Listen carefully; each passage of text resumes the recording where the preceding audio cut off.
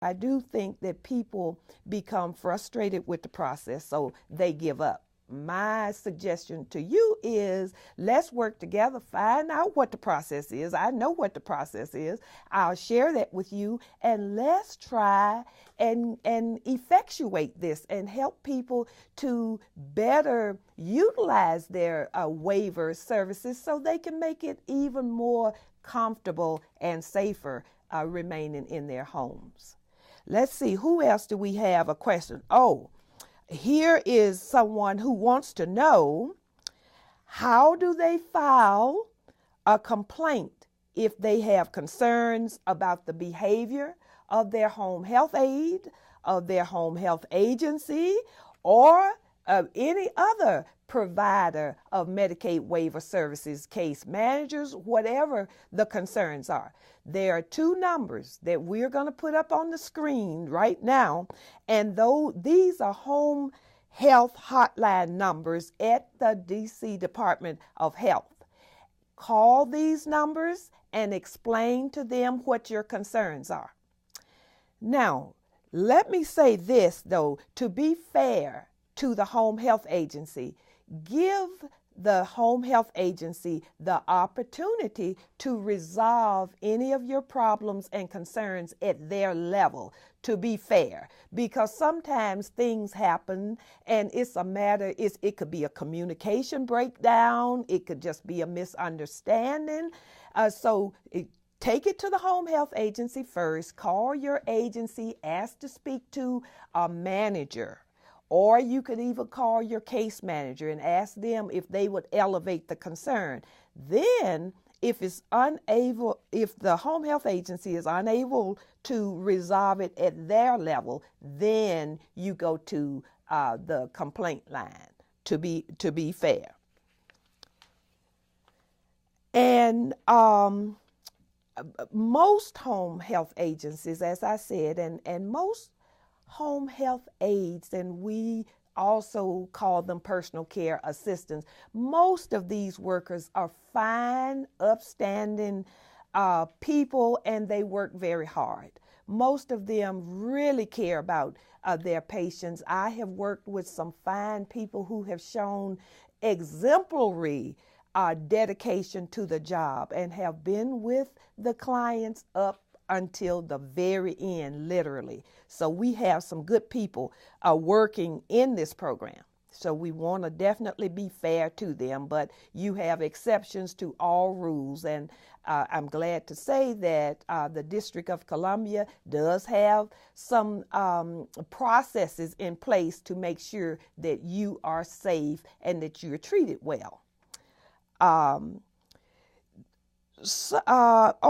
someone wanted to know, someone from a home health agency came to my home several months ago and collected a whole lot of information on me, but I haven't heard anything more. So they want to know, what do I do now?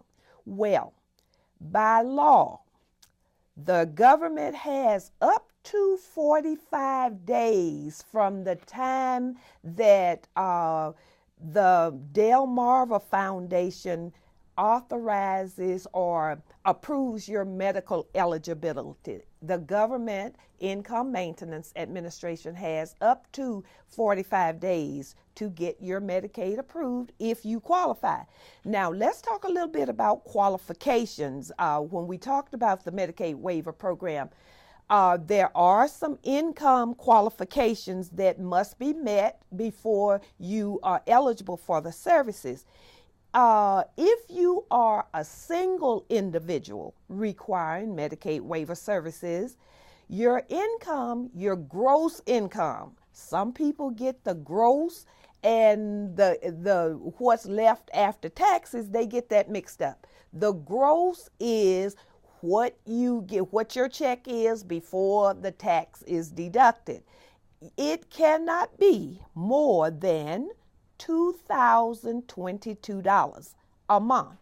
If it's under $2,022 a month gross, then you meet the income requirements. You cannot have more than $4,000 saved up in the bank, of course, if you are single. Now, personally, I really do have a problem with that one, and hopefully through some advocacy with the National Association of Social Workers and other advocacy groups, we can begin a dialogue around this, because most of us, certainly from my age group, and most of us are taught to be responsible and to do what? To save some money. So it's almost like we are penalizing people who try to do this. You can own your own home in this program, but the government is not able to put a roof on everybody's house who is in the Medicaid waiver program. So if your roof flies off, you probably need a lot more than $4,000 to put that roof on. So I think this is something that we could advocate for, and hopefully we'll be able to do that this year in 2011. So if you haven't heard anything after 45 days in terms of whether you have been approved or not, if it's a couple, if it's two people who need care, and we do have clients who, couples, both of them have their own home health agency. Both of them have their own Medicaid waiver services. And if it's a couple that I am evaluating or assessing, then their income can be $3,033 a month, and they can have up to $6,000 in the bank. And if after 45 days you have not heard anything, or it's been 90 days and you haven't heard anything, then you can call over to the Healthcare Ombudsman's office, and her number is 202-724-7491. And her Maud Holt's office does an awesome job with helping people to kind of navigate the system. And she will contact the Department of Healthcare Finance, who oversees the Medicaid waiver program, to find out exactly what's going on and to get this back on track. But a big problem is doctors don't sign the levels of care sometimes as quickly as we need them signed, and this can hold up your process. So what my advice to you is, especially those of you who are already getting Medicaid waiver services, and it's time for your annual recertification. Please remember this if you don't remember anything else that you heard on the show today. Get your doctor to sign off when the agency sends him or her the level of care form. Even if you end up having to take the form to your doctor and say, look, doctor, it's time for my Medicaid waiver services to recertify. Can you please sign this now and fax it back to the home health agency? Or you get your copy, and I'm sure your case manager would be more than happy to come over and get it for you, because short of that, you are not going to get recertified in a timely manner, and there's a process here. And another question that I got was, some people get concerned when the home health agency may make a decision, or the government might make a decision and say, well, you know what? You were getting 12 hours, but now we think, based on our assessment, you only qualify for 8 hours. Well, we can say that, but guess what? You have due process rights. And we will throw the numbers up on the screen in terms of what you can do in order to request a fair hearing.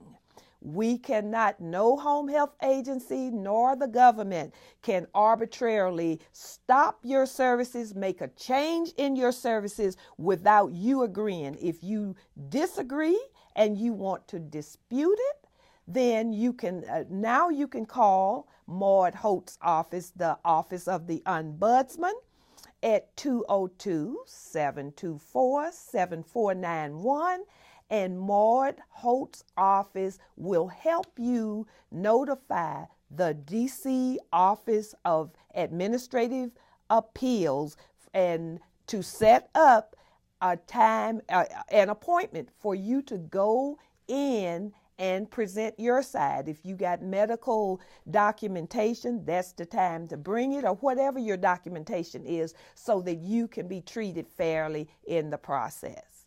And there is also an Office of Administrative Hearings. You may also contact them.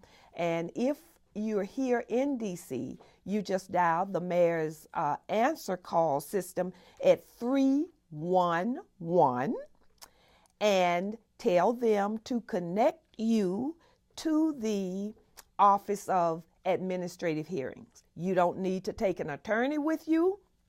It's a pretty simple process. You just go in and you tell them your side of the story, so to speak, and an administrative, a partial party called an administrative hearing officer will hear both sides, your side, the government side, the home health agency side, and make an impartial decision about whatever the matter is. We have more questions. Some people often want to know about resources, and when you're trying to conserve your money. And it's very important to know about these resources. And there are lots of resources. For instance, for people who do not yet have stair lifts, cannot afford to put that chair lift in their stairway, I have some people who have been savvy enough to call their local fire department. And fire departments in the District of Columbia, I want to commend you. I want to thank you for the support that you are providing to people in your community. One of my clients calls the fire department in her area to get her mother down several steps in her house from upstairs when it's time to take her mother to the doctor.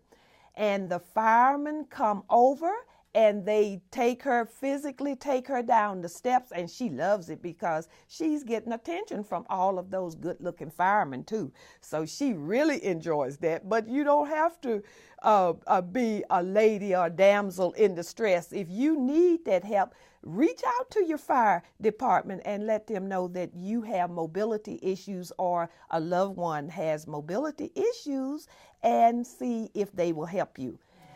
This concludes this segment of today's show. It was so nice being in your living rooms and across the city today. I thank you so much, and I look forward to bringing more information to you this year. Thank you, and make this a good day or evening. This is Shirley Tadd.